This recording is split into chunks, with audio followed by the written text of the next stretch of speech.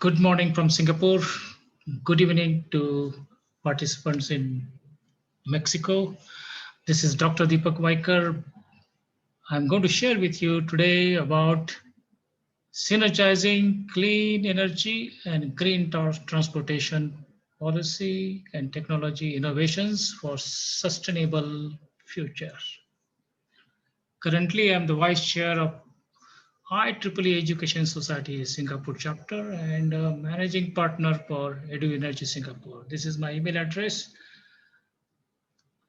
And this is my brief introduction. As I mentioned to you, I'm managing partner for the Edu Energy Consultant Singapore, training advisor for Truckstar Solutions Private Limited Singapore. I have been an associate adjunct faculty on power and energy systems for over 25 years. I authored book chapters, research articles, and policy papers, recipient of IEEE Power Engineering Society's Outstanding Power Engineers Award and SP Green Buddy Award. With this small brief introduction, I would like to proceed to my presentation. This is Dr. Deepak L. Vaikar. Agenda for today's presentation is introduction, energy, environment, and economic security, innovations in technologies, synergizing clean energy and green transportation. And finally, we'll have some summary and conclusions. The first question I would like to ask each one of you is, are we at the crossroads? Please type in the chat box, A for yay, B for nay, C for maybe, and D for do know. 1, 2, 3, 4, 5, 6, 7, 8, 9, 10. Okay. If you have chosen A, yay, C, maybe, and D, do know, then we know that at every crossroad, what is it? Okay. Yes, we are at the crossroads now. And most of us in globally feel we are stranded, confused. Maybe merry-go-round, going around and round and round, or entangled, if not strangled. Now, this is what we are at the crossroads. The question arises, now we aspire to look for the opportunities and future happiness and success. Are we going to get it? Let's begin. Because outbreak of COVID-19 massively disrupted traditional system in an unprecedented way. Some call it now Coronomics. And this composition I wrote few years back, and from this one only I would like to bring one part only. At that time we were grappling with the environmental damage and pollution, and therefore there was a need for sustainability, clean and green. And I had been saying to them that if we don't take care of our environment, it's possible in few years' times we may be meeting each other with this kind of mask. I did not know that it would happen in early part of 2020. We are masked everywhere now. Yes, some of us don't want to follow, that is a different part, but now if we want to take care of us, we need this one.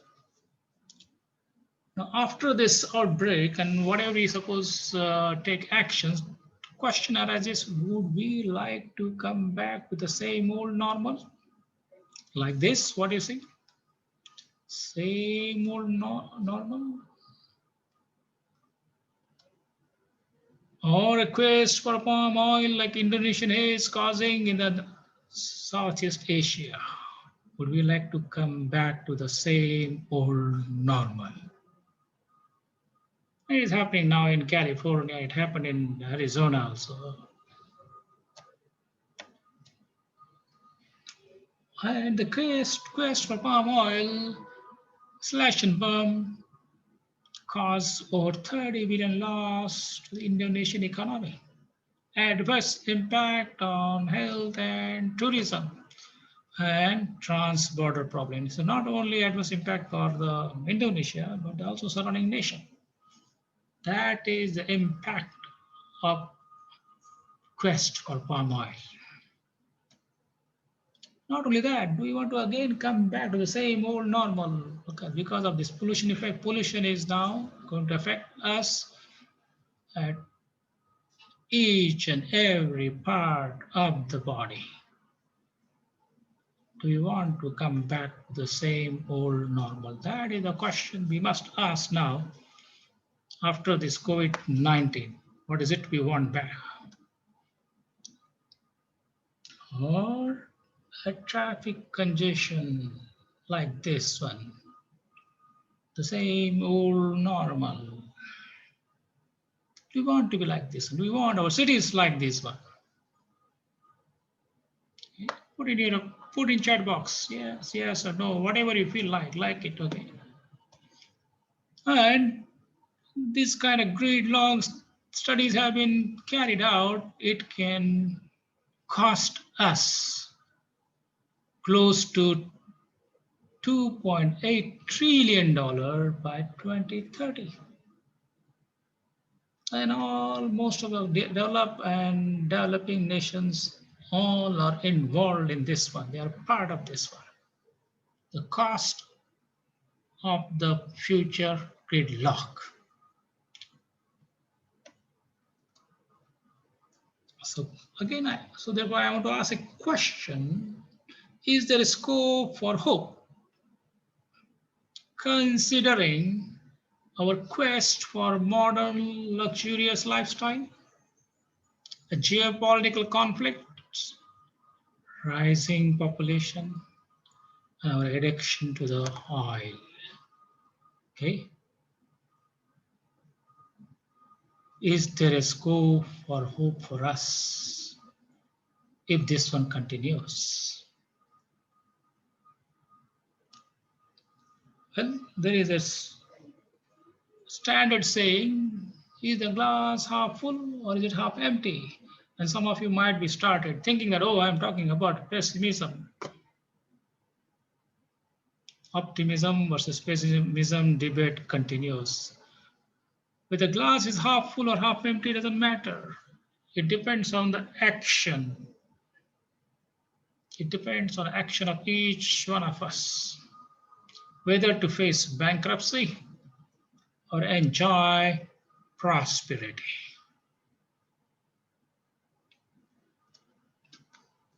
And that leads us to now, do we want to move to sustainable transport system? Okay, that allows everyone to have a basic access to the needs of individual, to be made safely in a manner consistent with the human and ecosystem health, with equity within and between generations. Sustainable transportation system. If we want to achieve this one, what we need to do?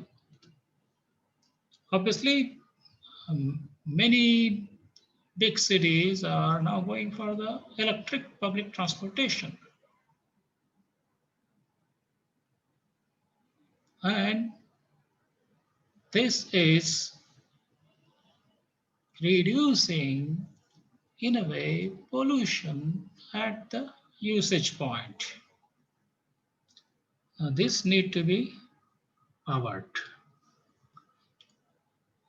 A lot of debate going on about electric vehicles, and some of them are even projecting that in future there could be everywhere electric vehicles. Many nations have decided to stop the usage of diesel and petrol powered vehicles by 2040 and beyond. So this electric vehicle, if it is available, what will be the situation? This is what we are looking at as one of the options for the green transportation. Public transport using electrification, buses and train and trams, metros and individual vehicles, with electric vehicles. However, when we look into current situation and based on whatever the projections by various agencies, outlook is different. Even by 2035, we will be consuming more than 80% of our fuel requirement by fossil fuels, such as coal for electricity and industry usage, oil and gas maybe for transportation, natural gas for electricity and industry. And yes, the renewables and other electricity uh, related energies are coming. However, percentage of the total consumption is still small.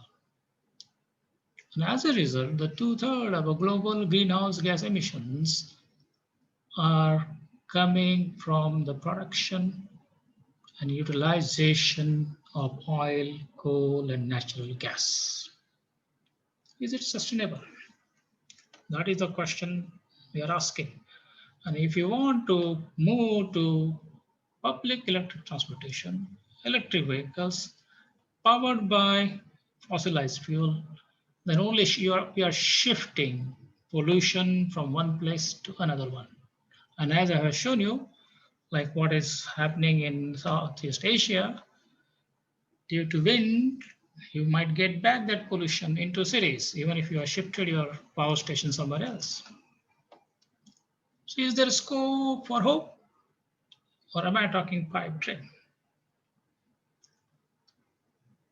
The first thing we would like to think about it is the energy saving, what they call energy saving, energy conservation. And if we are going to move into electric transportation, then we are going to use what is known as electric motor. And electric motors will be now currently also is used by many industries. These motors are in, I think you can easily say 1 billion motors are there in the world, more than 1 billion motors. And if you're going to use only standard electric motor, the efficiency is around 92%. If you get the best one, depending on the rating, smaller one, less efficiency, higher one, better efficiency. And if you replace that even by energy efficient, first generation energy efficient, you are going to move efficiency from 92 to 94. Okay, that itself, because we are going to use billions of such motors. And if you go for highly efficient one, up to 95, 96%.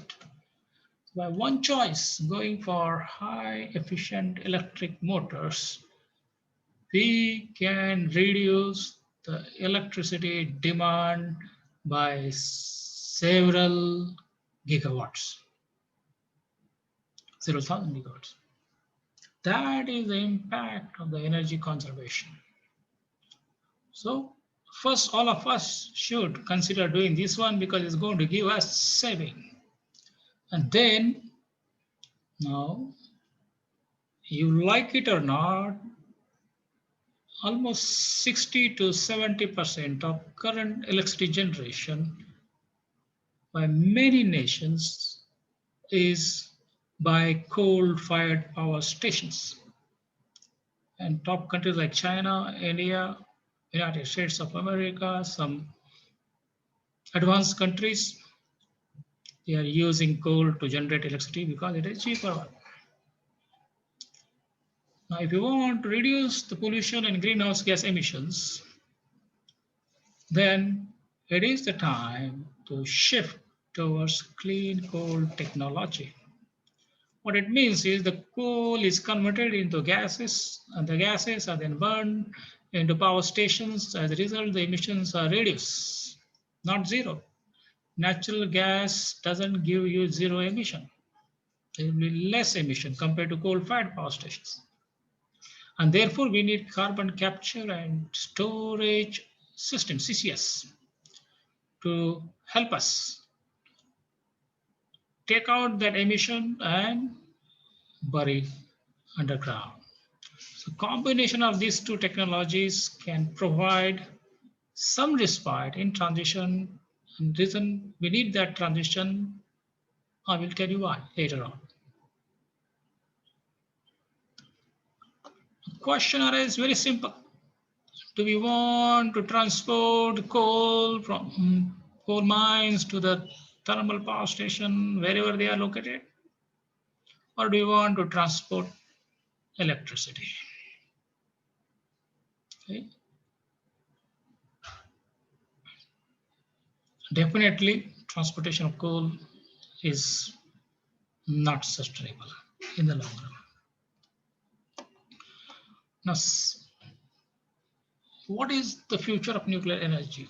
I know some of them are saying that nuclear energy, as far as the greenhouse gas emission is concerned, is useful energy. However, because of the Fukushima, there is a less interest in many countries. Now, new nuclear power stations are better designed compared to the 10 years back. Higher reliability, higher safety has come. Advantages of the nuclear power station are they can provide a stable supply to the grid, and two, there are no greenhouse gas emissions. Yes, there are radiation hazards. The other part, that is different, how to manage the waste, okay, that is a different part. But nowadays, 90% of the nuclear fuel can be recycled. So therefore, only 10% waste we have to manage. And obviously, everyone is now propagating the use of solar power stations. Now, there are two types of them. One is photovoltaic, which I'm not going to cover here because of time limitation. However, there is a need for a research in this area, and there is a scope for using solar thermal parabolic technology. Now, advantage for this is we can store this one, and the reliability of the electricity can be improved. So this is one of the options, solar. We can go for it. This is on supply side. So I'm discussing on the supply side. Earlier as mentioned on demand side. So supply side, if you keep on increasing the use of solar thermal power station, it will reduce the burden on conventional power station. And I understand that Mexico and some nearby here Indonesia and the Philippines, they have got substantial use of geothermal energy. So this is one of the good options compared to coal-fired power station, in which the heat from the earth is used to boil the water, convert into the steam, and then the steam is sent into power station where the electricity is generated, and the water comes back and recycled over here. Yes, it depends on the places where there is a possibility of higher thermal energy available within certain deep distance. However, this can provide us clean energy comparatively. If you want to use electric vehicles, instead of charging using the electricity generated from the coal-fired power station, or if you are opposed to nuclear power station, then we have to consider solar system to charge electric vehicles. Then it will become more sustainable. So this is one of the options we have to consider to synergize the clean energy and green transportation. Clean energy, green transportation. This is how we can synergize it. Yes, there have been hybrid vehicles. There have been hybrid vehicles in the market for several years. However, because their cost is high, penetration is less. Nevertheless, this is in transition good alternative. So instead of using pure diesel or petrol-based car or vehicle. If we can use a hybrid one, we should use it to in the transition.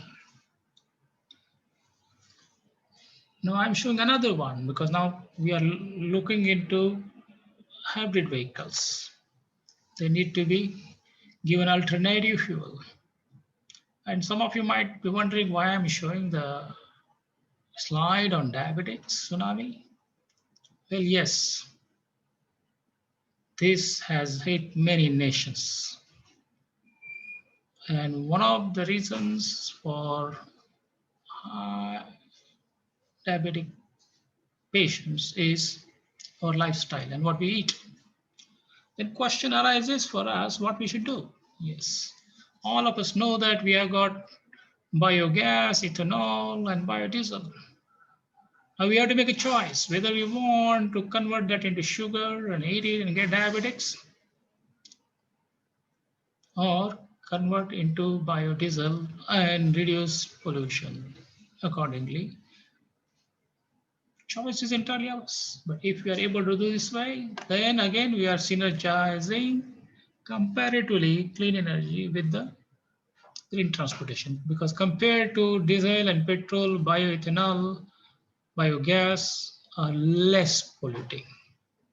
Still, there is no zero pollution unless we use carbon capture and storage.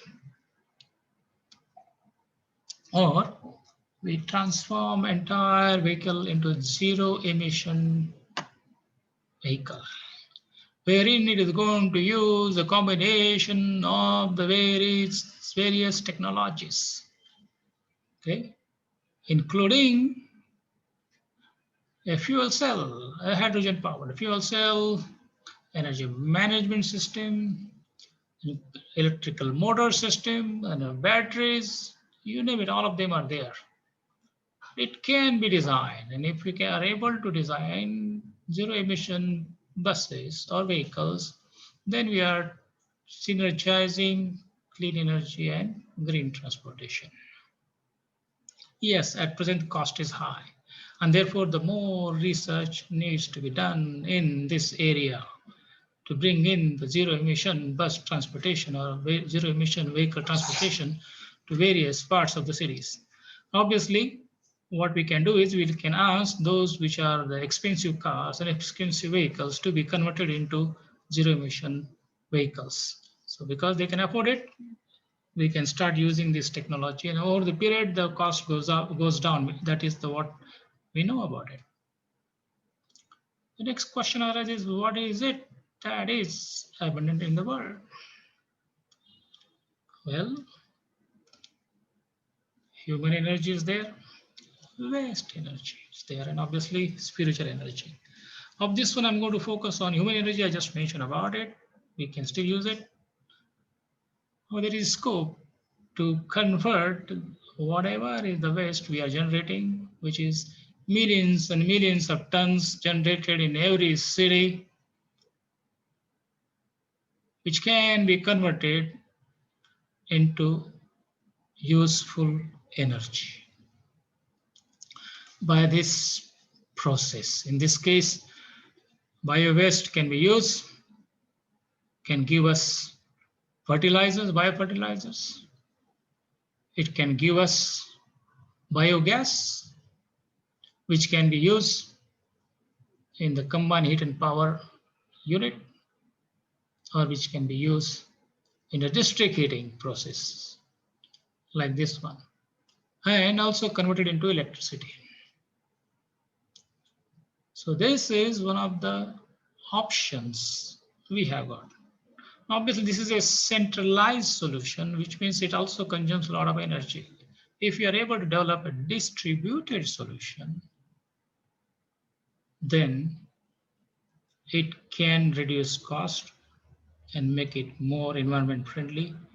And there is then synergy between distributed generation and the green transportation. So is there a scope for hope, or am I talking pipe dream?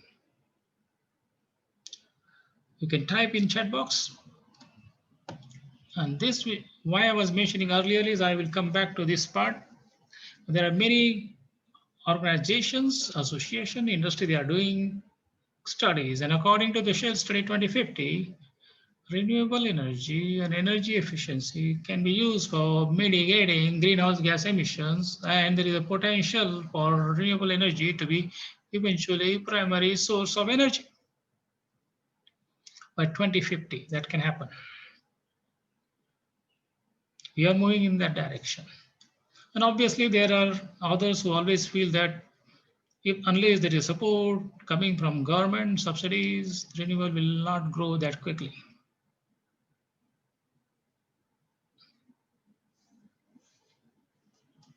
That is always what I mentioned. Glass is half full, glass is half empty. Here is the same situation. The question arises, even if not 100%, if we can move from current less than 10% of renewable energy to 50% in next 10, 20, 30 years, that itself is a good achievement. Ideally, 100% by 2050. Everybody is striving for that, but whether we will achieve or not will depend on us. Whether we want to go back to the old normal or we want now new normal.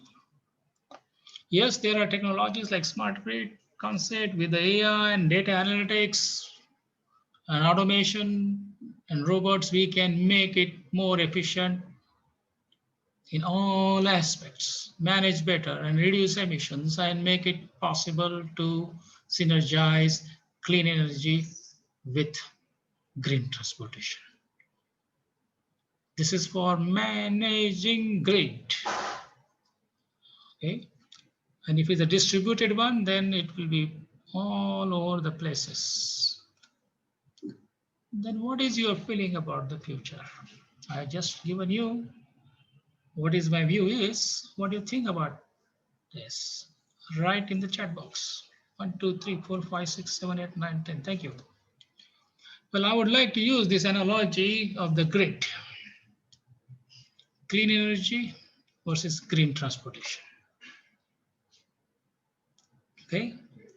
X-axis green transportation, I put it. Y-axis clean energy, low to high, low to high. Okay, obviously, the brown quadrant is where emerging there. Yes, there is some penetration of clean energy, small and small penetration of green transportation. Majority is coming from the fossilized fuel. On the other hand, where are the nations who are going ahead with the green transportation in spite of less supply of clean energy? Well, we can call them developing. That's a good approach to take it. That is a yellow quadrant. And the blue quadrant wherein clean energy is increasing. However, green transportation is only going towards the moderate level, not to the high level. And ideally, we want sustainable, clean and green transportation and clean and green energy. If we can achieve both of them, then there is a good synergy between clean energy and green transportation. And this is what I'm here to present to you. Clean energy, green transportation, grid. That should be the future. Green quadrant. All of us should try to do it. So is there a scope for hope, or am I talking pipe dream? Then put it in the chat box. 1, 2, 3, 4, 5, 6, 7, 8, 9, 10. What will be the future like? Yes, there have been research going on the hydrogen fuel cells, which can then be used in zero emission hydrogen fuel vehicle. Even salt water can also be converted into in future. So research is going on. It's expensive at this stage. And we can get green vehicles as shown over here. Green vehicles, and green vehicles. And coming from the clean energy. So this is what the synergy we are looking for. Clean energy, green transportation. And using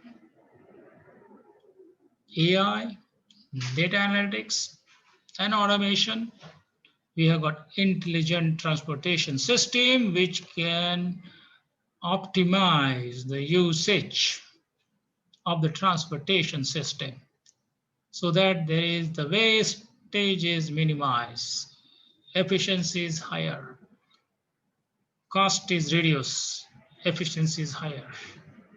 And that is what the intelligent transportation we can think about. Whether it is a car, whether it is a bus, whether it's a train, whether it's a truck, whether it's a boat, or whether it's an aircraft. Even aircraft also now have been experiments are going on to use clean and green fuel for aircraft. Intelligent transportation system provides us that opportunity for combining clean energy and green transportation. Yes, this is another way to look at it, same one. Even we can use bicycles and other modes to make this one integrated intelligent transportation system which uses clean energy, and as a result the emissions are almost reduced to zero. More about it, a smart cloud transport system wherein now using the mobile apps and everything we can even reduce losses and increase efficiency of entire transportation system. Okay. This is what we are looking for. So what clean energy and green transportation innovation can bring, which I have shared with you. One, research and development needs to be stepped up and creation of sustainable solution have to be brought in. Two, it will reduce pollution. It means it will enhance quality of life. It will improve productivity, I have shown it to you, enhance connectivity. Is green transportation vision feasible without the quality, secure, and reliable availability of clean energy? Personally, I do not think so. So that is a vision of clean energy, green transportation. If they are synergized, we have the vision to get it.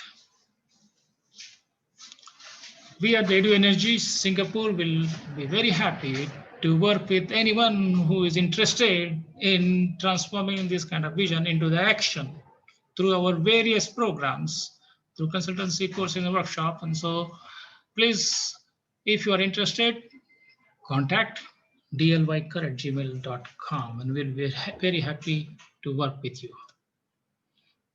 Those who are on LinkedIn, this is my LinkedIn profile. I already reached 29,500 members. So now I have to be very selective. Otherwise, after that, you'll be just a followers. And whatever I am mentioning over here is a part of United Nations Sustainability Goals. Almost 3 to 4 goals mentioned in United Nations Sustainability Goals are already being covered in my presentation.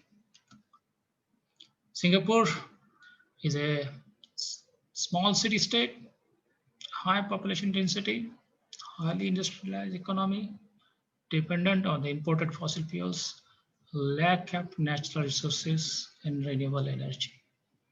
So what Singapore is doing? Well, energy resources predominantly still are fossilized, but Singapore moved to natural gas almost 97 to 98%. Energy efficiency is being now practiced and more incentives are coming. Singapore has also decided to bring in carbon taxes. Renewables also there. Singapore generates a lot of waste, and as a result, the bio waste is converted into electricity.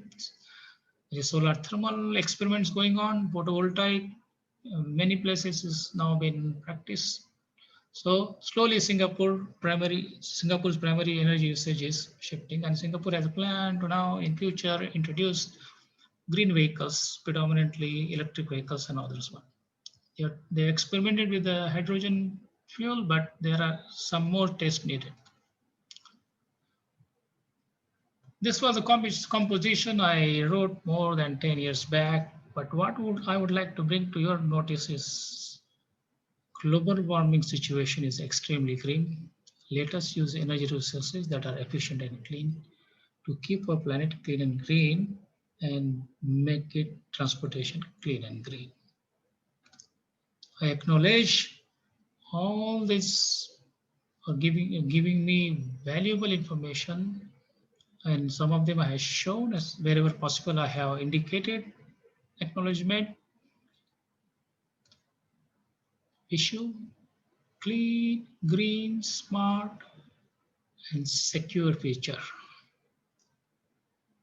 Thank you very much. This is Deepak Vaikar, returning you back to moderator, synergizing clean energy and green transportation. So I discuss with you policies, technologies, innovations for sustainable future. If you have any questions, you may ask now. Thank you very much. Otherwise, you can send me email and I will try to answer as many questions as possible. Have a clean and green, wonderful future.